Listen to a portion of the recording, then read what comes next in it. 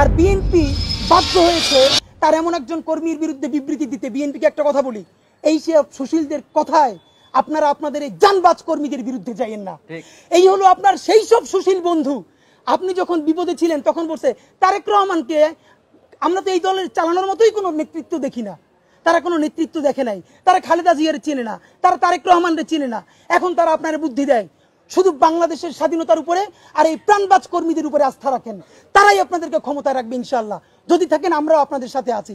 সুশীলদের কথায় নাইচা এই জানবাজ কর্মীদের বিরুদ্ধে চাইেন না। কারণ কি জানেন, এই 3 বা 4 বছর পর ক্ষমতা আসার পর ভারত আপনাকে আবার যখন ফালাই দিবে, এই সুশীলরা 3 হাত 4 হাত যুগলবন্দি কলাম লিখবে কেন আপনি খারাপ, আপনার খাম্বা তারেক বানাইছে কে?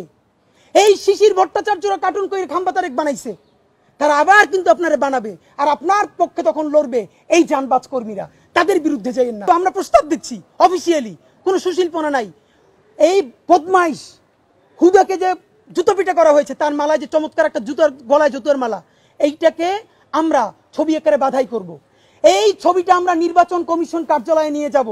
আমরা অনুরোধ জানাইতেছি নির্বাচন কমিশন কার্যালয়ের উচিত হবে এই ছবিটা আমাদের কাছ থেকে নিয়ে, অথবা আপনারা এই ছবিটা বাধাই কইরা তারপরে নির্বাচন কমিশনের সামনে ঝুলাই রাখেন। যতজন নির্বাচন কমিশনার ভবিষ্যতে ওইখানে যাবে দেখে মনে পড়বে জনতার সাথে গাদ্দারি করলে, জনতার আমানতকে খেয়ানত করলে তাহলে এই পরিণতি বরণ করতে হবে। আপনারা বিদেশে জানেন, রাশিয়া থেকে শুরু করে জার্মানি থেকে শুরু করে পৃথিবীর প্রত্যেক জায়গায় যেখানে ফ্যাসিবাদ বিরোধী আন্দোলন হয়েছে তাদের এরকম বাজে ভাস্কর্য করা হয়েছে, জনগণ যাতে শিক্ষা নিতে পারে। আর এইখানে এই গণহত্যাকারীদের দোসরদেরকে মানুষ রিয়াকশন এবং সেটা করা হয়েছে।